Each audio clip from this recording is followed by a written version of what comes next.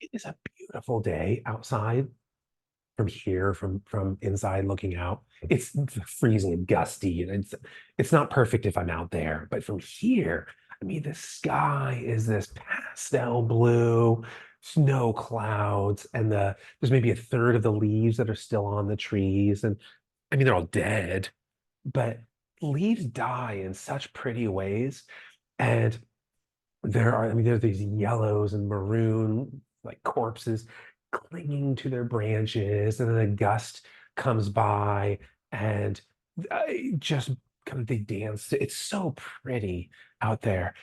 But then I hear the leaf blowers, and I see the leaf blowers, and next at the next door house, there's a loud generator. Nobody lost their power, but there's a loud generator running. And as I'm grumbling in my heart and like out of my mouth now about these things, I've realized that I've become an old person. This is like, oh, this is little, but I haven't become an old person who was born in 1980, that's chronologically true. I have become an old person who was born in 1880 with the things I find objectionable. Um, but that aside, I just finished writing a journal. 30 seconds ago, I finished writing this. However long I've been talking, I finished writing this thing ago.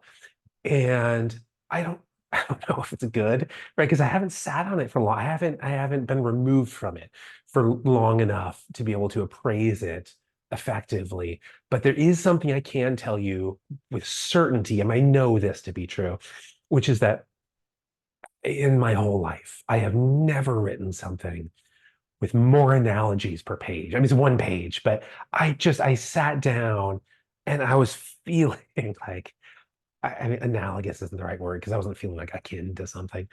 Um, I, I was feeling analgesic is close. Like Tylenol is it's like a pain reliever. I was feeling analgesic. It's so corny, but that's going to be my coinage. I feel like that should be a word. Analgesic. I had this urge to, make whimsical comparisons. And so forgive that. Forgive the tone of the writing, or you're welcome if you find it enjoyable. So Journal 65, Saturday, December 16th, 2023, a time to write and a time to stop. Hi, everyone.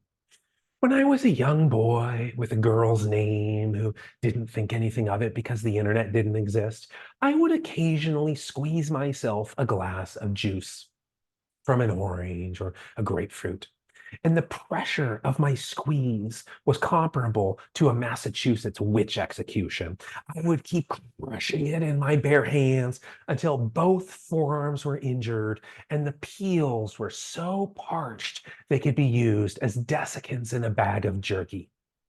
Eventually, I realized the last 45 minutes of intense fist making produced approximately half a swallow of juice. That's when I came to appreciate the concepts of diminishing returns and opportunity costs. And I started eating my fruit whole. You know how viruses can sometimes leap from one species to another?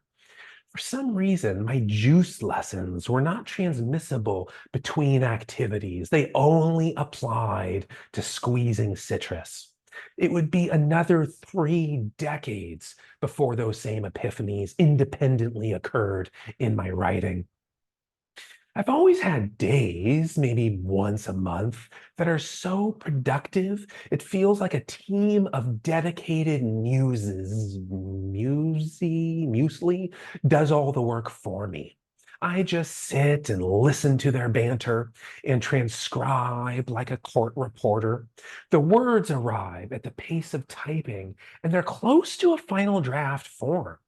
On those magic days, it feels like a party. I'm enjoying myself, hanging with some gregarious muse eye. But after 6 or 7 uninterrupted hours of party time, I begin to feel the first symptoms of strain. It's not like I'm working particularly hard, but even joyful transcribing for that long can get tiring. So I can't imagine how the muesli must feel. 7 hours into a shift, and I'm still expecting them to perform. That seems like an abusive relationship. But my writing has been going so well, I reason. Days like this don't come around very often, and I'm still getting juice at a steady rate. I keep reasoning, so I keep squeezing. But even if literary milk could flow indefinitely from a muse nipple, there comes a time in which the suckling has to stop. Not because of all the ointment it'll need tomorrow, but because of my own waning attention. If I'm starting to feel tired, that means the magic is expiring. I've already stretched it to the end of its crimp. Any further attempt to unbuckle its collagen won't end happily. Just watch a fraternity carouse or try to prolong his own party.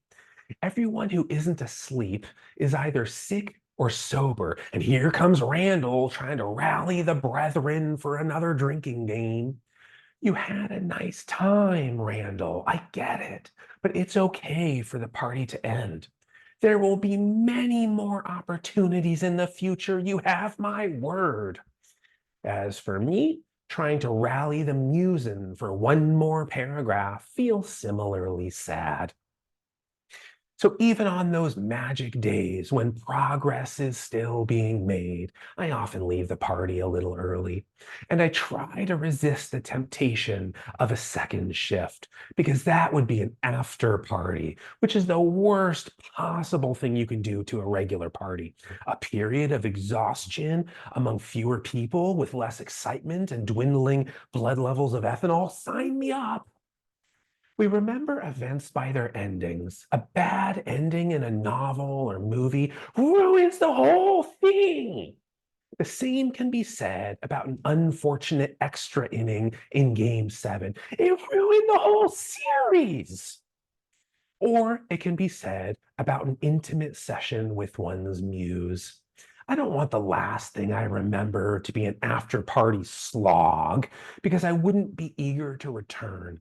The only thought I would have is how much that juice hurt my forearms. Me. Okay, that's it for number 65. I hope I hope it's a beautiful day wherever you are and that your beginnings and endings are very well timed because that goes a really long way at making whatever happens in between good. So I'll leave it at that. Bye.